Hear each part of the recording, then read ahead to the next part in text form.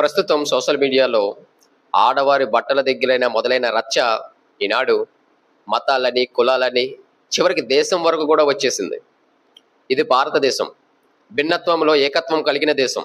అలాంటి ఈ దేశంలో ఉన్న ప్రతి ఒక్కరూ ఒకరి మతాలను, ఒకరి విశ్వాసాలను మరొకరు గౌరవించుకోవాలి.